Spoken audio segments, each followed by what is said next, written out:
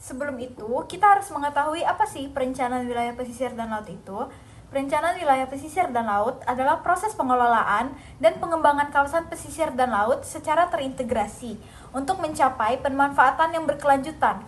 Proses ini melibatkan penilaian sumber daya alam, ekonomi, sosial, dan lingkungan di kawasan pesisir dan laut, serta pengaturan tata ruang dan pengelolaan aktivitas manusia agar tidak merusak ekosistem. Perencanaan ini mencakup berbagai aspek seperti konservasi sumber daya laut, pengelolaan perikanan, pembangunan infrastruktur, mitigasi bencana alam seperti erosi pantai dan tsunami, serta penanganan perubahan iklim. Perencanaan wilayah pesisir dan laut sangat penting karena wilayah ini memiliki peran strategis dalam mendukung kesejahteraan ekonomi, ekologi, dan sosial masyarakat seperti yang saya bilang tadi.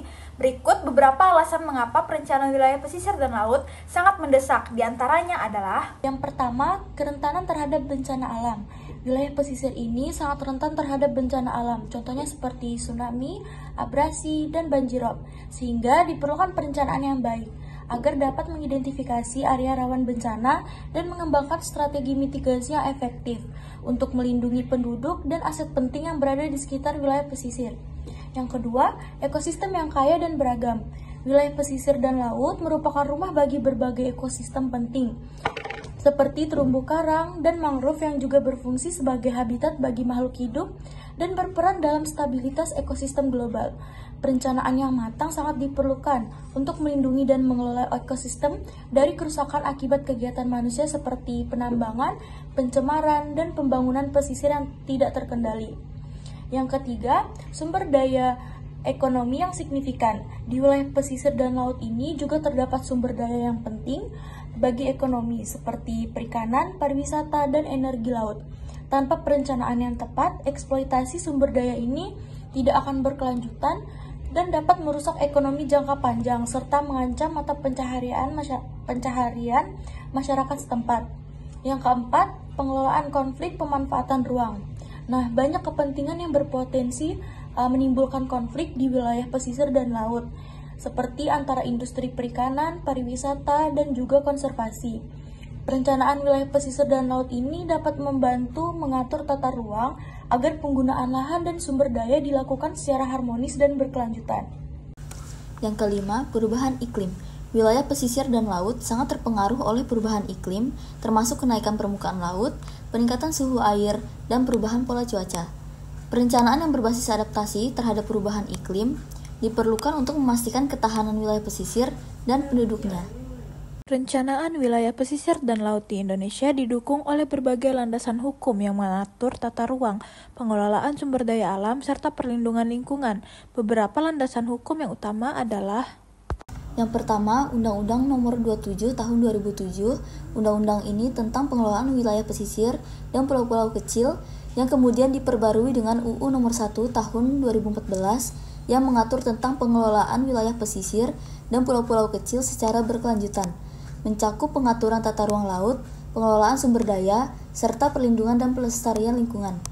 Kemudian yang kedua ada Undang-Undang Nomor 32 Tahun 2014. Undang-undang ini tentang kelautan yang memberikan kerangka hukum untuk pengelolaan sumber daya laut Indonesia yang meliputi konservasi, pengawasan, dan pemanfaatan sumber daya laut secara berkelanjutan.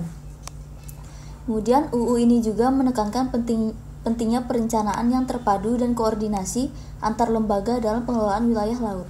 Yang ketiga ada Undang-Undang Nomor 27 Tahun 2007. Nah, undang-undang ini tentang penataan ruang, termasuk di dalamnya penataan ruang wilayah pesisir dan laut. Undang-undang ini mengatur perencanaan tata ruang yang mencakup semua wilayah, termasuk wilayah pesisir dan laut, dengan tujuan menciptakan ruang yang aman, nyaman, produktif, dan berkelanjutan. Yang keempat adalah Peraturan Pemerintah atau PP Nomor 21 Tahun 2021.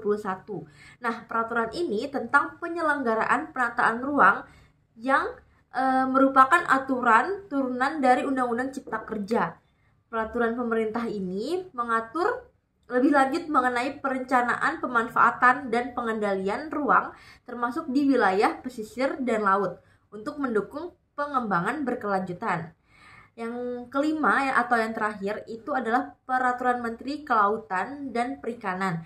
Nah, Kementerian Kelautan dan Perikanan atau KKP telah mengeluarkan berbagai peraturan yang mendukung perencanaan dan pengolahan wilayah pesisir dan laut. Nah, termasuk peraturan tentang zonasi wilayah pesisir dan laut, pengolahan terumbu karang, dan konservasi sumber daya pesisir. Baik, masuk di kesimpulan. Jadi, urgensi perencanaan wilayah pesisir dan laut berakar pada pentingnya menjaga keseimbangan antara pemanfaatan sumber daya alam dengan pelestarian lingkungan, serta melindungi masyarakat dari bencana dan dampak perubahan iklim. Nah, landasan hukum yang ada mendukung perlunya perencanaan yang komprehensif dan terpadu untuk memastikan wilayah pesisir dan laut dikelola secara berkelanjutan demi kesejahteraan jangka panjang.